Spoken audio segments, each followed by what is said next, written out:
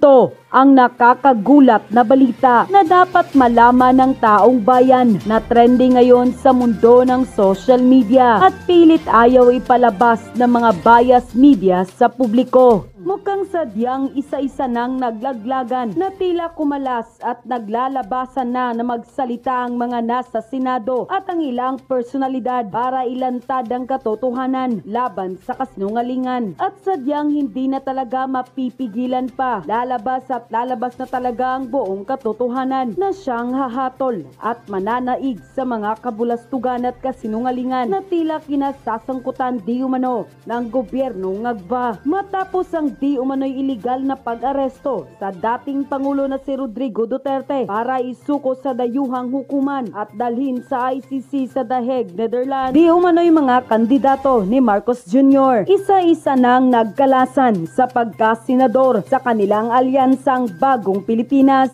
Pero bago natin tapusin ang balitang politika ngayon sa Pilipinas, kung ikaw ay bago pa lang sa channel na ito, ay please huwag kalimutang mag-like, subscribe at i-click ang notification bell para mas maging updated pa kayo lalo sa lahat pa ng bagong video na i-upload sa channel na ito. Isa-isa na di umanong nagkalasan ang mga kandidato ni Marcos Jr. sa pagkasenador sa kanilang alyansang Bagong Pilipinas. Ito'y matapos ang pagtraidor di umano ni Marcos Jr. kay dating Pangulong Rodrigo Roa Duterte nang ito'y kanilang sapilitang iparesto at pinadala sa The Hague, Netherlands para mahatulan sa dayuhang hukuman sa International Criminal Court o ICC. Ayon pa nga sa balita ay mukhang takot na di umano ang karamihan sa mga kandidato ni Marcos Jr. na madamay sa galit ng taong bayan. Kaya naman kanya-kanya na sila di umanong nagkalasan sa partido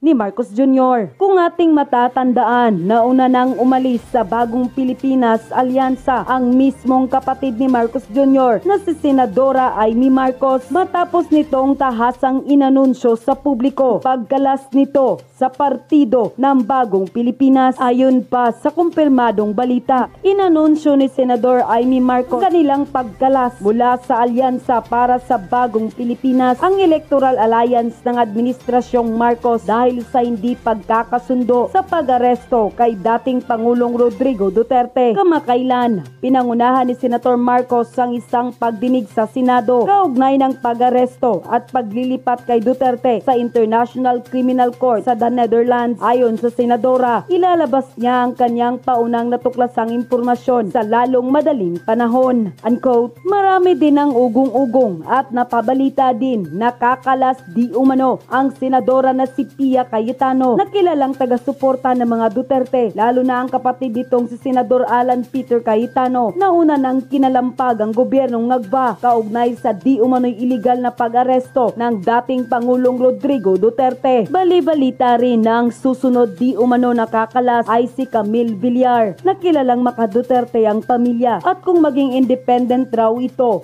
ay wala aniyang magiging problema dahil may mga makinarya ang pamilyang Villar at kayang ipanalo ang kanyang kandidatura kahit hindi na umasa kay Marcos Jr. na di umano'y puro kamalasan lang raw ang hatid sa kanila.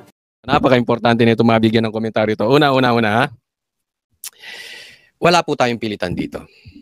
Kayo, kung gusto nyo magpabudol muli, nasa sa inyo yan. Ay, teka muna, bago natin simulan. Taas ang kamay ng mga nabudol noong 2022 na bumoto kay BBM. Tama po ba? Inendorso rin ni BP Sara si BBM. At sino ang naniwala nung inendorso ni BP Sara si BBM? Taas ang kamay. At sinabi ninyo dahil binoto namin, kaya namin binoto si BBM, ayaw talaga namin siya, pero ibinoto namin siya dahil inendorso ni BP Sara. Taas ang kamay. Tapos, minumura ang Banateros, minumura ako dahil hindi raw kami tunay na DDS, dahil hindi namin sinuportahan ang sinusuportahan ni BP Sara. Taas ang kamay. Tapos, ngayon, lumalapit sa amin, lumalapit sa akin, kahit saan probinsya ako makapunta, at kahit saan lugar ako makapunta, sa katunayan dito sa New York, may nagsasabi sa akin, nabudol din kami. Sa punta namin sa Hawaii, nabudol din kami. Coach Oli, tama ka pala. Tama pala ang Banaderos. Taas ang kamay. Ngayon, sino na naman ang magpapabudol dito kay Aimee? Taas ang kamay. Ito po, wala tayong pilitan. Kaya lang, syempre, maraming nagme-message sa akin. Coach Oli, anong stand mo? Anong stand ng Banateros? Anong stand ng PDP patungkol sa pagsasanib ni Aimee at ni Sara? Meron pa nga sinasabi, inendorso ni Robin Padilla. Good for them. Wala pong pilitan. Okay? Nirirespeto ko po kayo. Kung gusto nyong suportahan si Aimee, go ahead. We live in a democratic country. Hindi ko po kayo babarilin para pigilan. Hindi po. Wala pong ganunan. Sa Banateros, wala pong ganunan. Wala pong pilitan sa Banateros. Dito sa channel ni Coach Oli, wala pong pilitan. Sasabihin ko lang po ang aking opinion dahil marami pong nagme-mensahe at hindi ko po masagot isa-isa. So, sasagutin ko to ng simple. Dito sa akin channel. Okay? Ito po ang aking tayo sa patungkol dito kay Aimee. Ulit, karapatan nyo. Hindi ko kayo sasabihan na wag nyong iboto si Aimee. Hindi ko po gagawin yan. Dahil sinabihan kami ng tatay namin na ginagawa din naman ni Aimee ang kanyang ano. So hindi natin alam. No? But just to be fair about it, kailangan ko rin ilabas yung aking opinion at yung aking stand. I don't support this. As simple as that. It's a no. It's a big no. It's never. Okay? I will stand that she is still a Marcos. The last time I checked, ang apelyido niya ay Marcos pa rin. Okay? The last time I checked, ang mga kababayan natin nabudol dahil inendorso rin sila ni BP Sara. Hindi ibig sabihin kinakalaban ko si BP Sara. Ibig sabihin lang, we live in a democratic country. Meron kaming karapatang pumili at magsabi ng aming opinion. Gusto namin o ayaw namin, may karapatan kami. Pero lumalabas po, ako po ay hindi nagmamalaking matalino. Ako po ay naglalabas lang ng saloobin. Pero lumalabas po, tama po kami nung sinabi namin hindi namin susuportahan si BBM. And we stand on that kahit minumura kami ng ibang manunood dito. And again, I will stand on that. Marami na namang magbumura sa amin, marami na namang magagalit, marami na namang matatalinong mga vloggers na sasabihin kayong Banateros.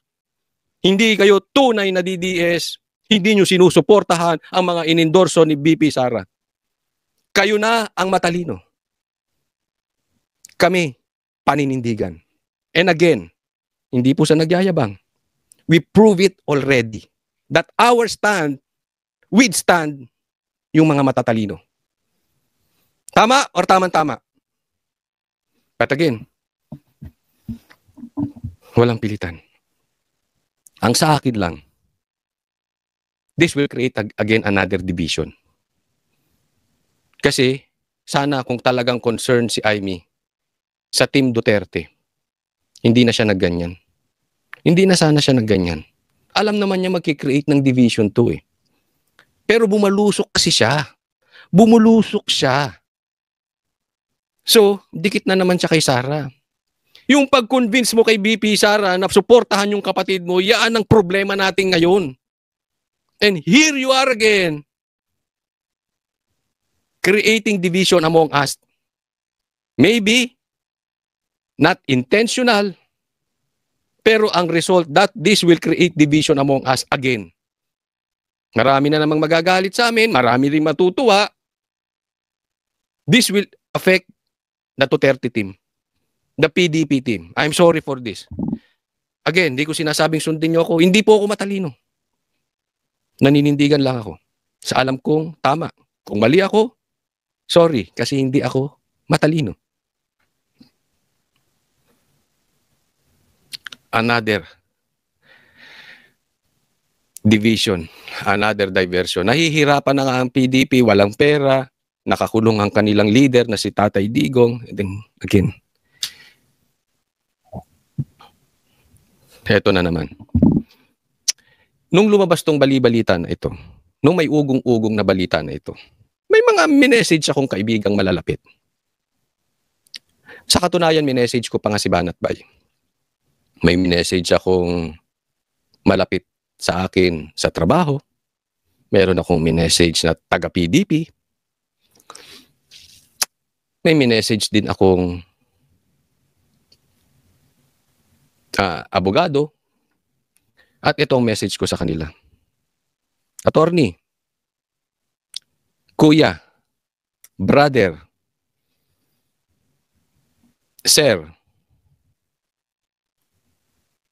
PDP, negative ako, pass ako kay Aimee. Yan ang sinabi ko. Pass ako kay Aimee. Let me know ano po ang stand nyo. Sa mga minessage ko po, lahat nagsabi sa akin, negative, or no, or never, or big no, or pass na pass. Hindi ko na sila babanggitin. Pero kung mapapanood nila itong aking vlog, alam nila sila yung tinanong ko. So far, so good. Sabi ko, buti na lang parehas tayo. But anyway, kung magkakaiba man tayo, hindi ko naman kayo pipilitin. Hindi naman ako diktador. Hindi naman tayo mag-declare ng martial law or anything. I still like BP Sara. I still love PRRD. I still respect PRRD. I respect even yung mga iba pang Duterte, anak niya, kapatid niya. I respect. Magkaiba-iba man kami or no. But wala pa ako natatanong doon sa Duterte side. Dito lang sa side ng so hindi ko alam kung anong stand ng the whole Banateros dito. Ang tinanong ko lang si Banat Bay, parehas kami. Actually, parehas kami ng sinabi. Ako sabi ko kasi, I will just change my mind. Kung ipakukulong nito si Torre, si Marbil, mamaya didiscuss natin yan. Or magko-call out siya ng drug test. Other than that, all you can offer sa PDP is yung manalo kang senador by the endorsement of BP Sara. Nothing. And hearing, I don't buy that. That is, naku, baka ano pa masabi ko. So kung hearing lang ay pagmamalaki mo sa amin, or endorsement ni BP Sara, thanks but no thanks. Okay? So maliwanag tayo sa stand na yan. Kaya lang sasabihin ng marami rito, hindi na naman kayo nakikinig kay Sara. Kasi hindi nyo alam meron silang sigurado hindi naman bobo. Yan na narinig ko. Hindi naman bobo si Sara. Hindi naman magpapauto ulit yan. Hindi naman yan meron niyang plano, etc. etc. Hindi po namin sinasabing bobo si BP Sara. Actually ako sinasabi ko ng bobo ko. Diba? Hindi naman ako nagmamatali-matalinuhan. Okay? So, hindi ito patalinuhan. But then again, yung stand nitong hindi matalino,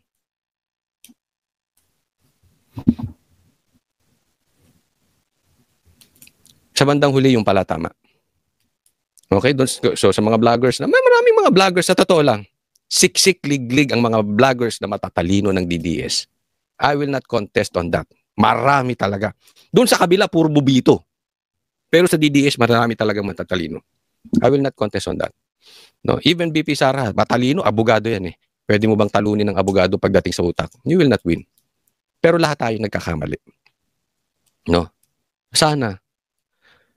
Yung sinasabing, hindi, may plano yan, may plano, ganito, ganyan, ganyan, ganyan. Wag ganon. Sa akin, wag ganon. Hindi po, dapat kung may plano man lantad. Kasi hindi pwedeng iboboto ka namin, kakampanya ka namin, isasama ka namin sa kampanya, ang pangako lang, o may ano lang, di, merong plano yan, si BP Sara, tsaka si magandang plano sa bansa. No. Hindi po pwedeng ganon. Bigyan nyo kami resibo. Hindi po pwedeng ganon-ganon lang yan. Pambihira naman. Ano to, naglolokohan tayo? Hindi ko sinasabing niloloko nyo ako. No? Pero enough is enough. We Banateros, I stand for resibo. Hindi yung may plano kayo. Hindi po pwedeng ganun. Na-discarril ang Pilipinas dahil sinasabing may plano eh. Anong nangyari? Pinatalsik si Diktador di umano na Marcos Sr. with the promise na meron silang magandang plano. Oh, 1986, after 20 years, mahirap pa rin tayo. Bakit? Dahil sa sinasabing meron silang magandang plano? No way! Bigyan nyo kami resibo. Ay wala ka nga hindi ko nga alam kung galit ito kay Marcos eh. Kaya kay BBM, kaya ito gumaganto. Ay baka mamaya galit lang to kay kay Lisa. Kaya gumaganyan. We do not know. Kung may personal kayong away sa inyo na yan. Walang connection yan sa gutom ng Pilipinas. Kaya mo pauwiin mo si PRRD bukas na bukas. Ikot ako ng Pilipinas, gastos ko. Kakampanya kita, Amy. Bukas, pauwiin mo si... Wala tayong Yan ang sinasabi ko. Resibo.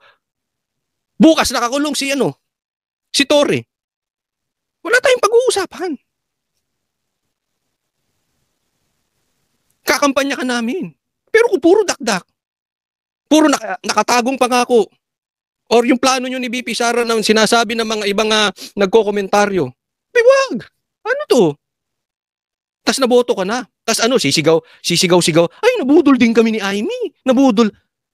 Ay, sabi nga, fool me once, fool you once, shame on them.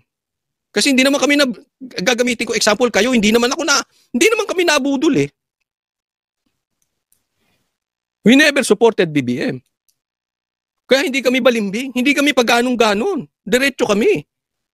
O di ba may kasabihan? Fool me once, shame on me. Pero hindi kami nabudol ulit. Fool me twice. Fool me once, shame on you. Fool me twice, shame on me. May pambihira. Ano to? Bigyan nyo kami ng lantaran na resibo. Anong plano nyo kay Tatay Digong? Si Pastor Kibuloy nakakulong pa rin. Si Torre laya.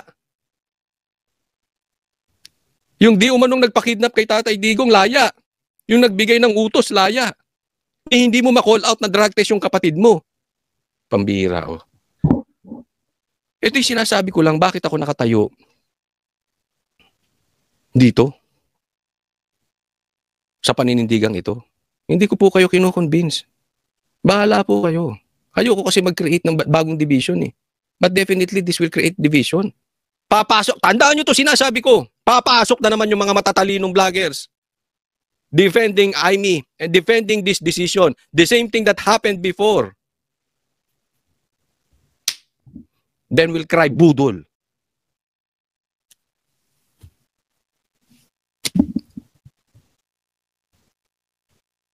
Anyway, nasa sa inyo yan. Discarril na naman ng PDP dito. Hindi ko alam kung anong plano.